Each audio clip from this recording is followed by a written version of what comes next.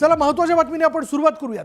राज्याच्या राजकारणातली एक मोठी बातमी समोर येताना दिसते। राष्ट्रवादी शरद पवार गटाचे प्रदेशाध्यक्ष जयंत पाटील यांनी भाजप नेते चंद्रशेखर बावनकुळे यांची भेट घेतली। मध्यरात्रीच्या सुमारास ही भेट झालेली आहे। साधारण अर्धा तास जयंत पाटील आणि चंद्रशेखर बावनकुळे हे एकमेकांशी चर्चा करत होते। त्यामुळे चर्चांना उधाण आलंय। या भेटीवेळी राधाकृष्ण विखे पाटीलही उपस्थित असल्याची माहिती न्यूज 18 लोकमतला जयंत पाटील यांनी दिली आहे। सांगली जिल्ह्यातील महसूल विभागाशी संबंधित कामाबाबत त्यांची भेट घेतल्याचं जयंत पाटलांनी सांगितलं।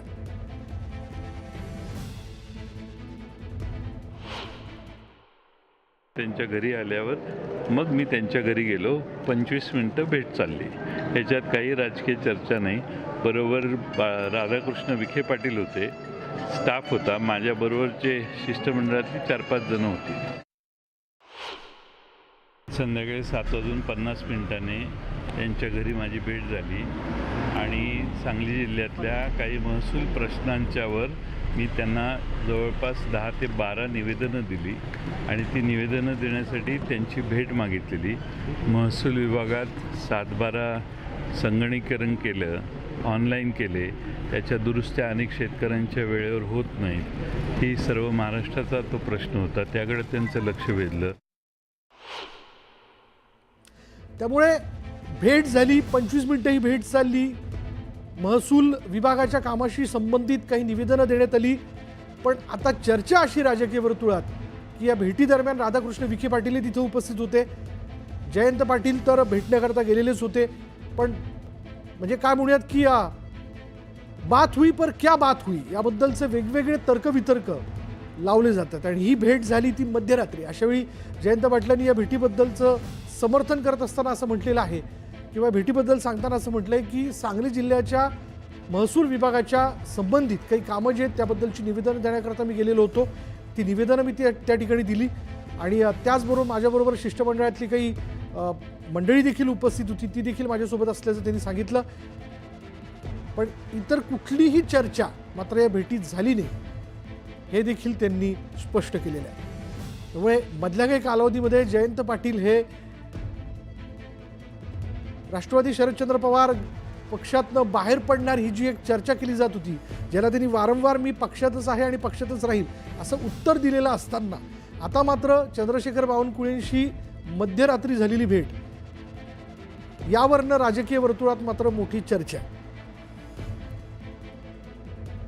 बात हुई पर क्या बात हुई हे जे काही विचारलं जातंय, ज्याचं सविस्तर उत्तर खरं तर माध्यमांसमोर जयंत पाटील यांनी देण्याचा प्रयत्न केला।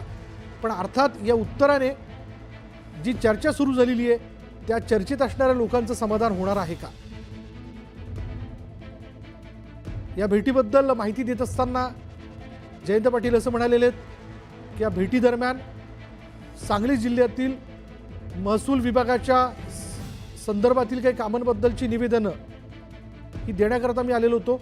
आपल्याबरोबर भाजपचे आमदार श्रीकांत भारती आपल्याबरोबर आहेत। श्रीकांत भारतीजी, आता तुम्हीच सांगा की या भेटीकडे कसं बघायला हवं? जयंत पाटील आणि चंद्रशेखर बावनकुळे हे काल मध्यरात्री भेटलेत।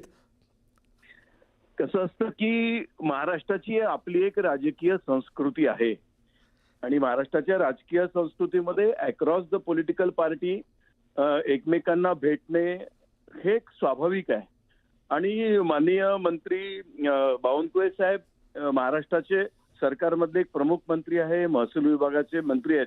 त्यामुळे स्वाभाविकपणे अन्य पक्षातले एखादे शीर्षस्थ नेते एखाद्या विषयासाठी भेटत असतील तर ते नॉर्मल आहे, ते फार स्वाभाविक आहे। आणि मला तर नेहमीच असं वाटतं की वेगवेगळ्या पक्षाचे नेते एकमेकांना भेटणे ही महाराष्ट्राची राजकीय संस्कृती आहे, ती उलट जास्त ॲप्रिशिएट केली पाहिजे।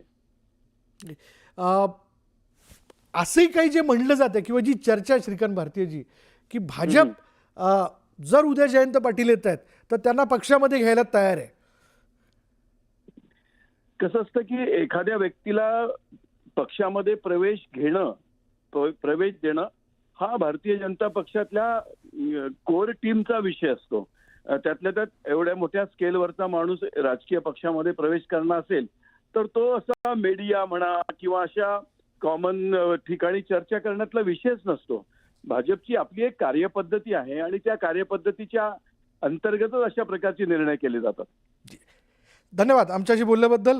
तर श्रीकांत भारती आपल्याबरोबर होते. त्यांनी असं म्हटलंय की ही भेट जी आहे त्या भेटीमध्ये अर्थातच कामाच्या संदर्भातली झालेली भेट होती आणि जी काही चर्चा केली जाते त्यात मात्र काही तथ्य नसल्याचं देखील त्यांनी सांगितलं.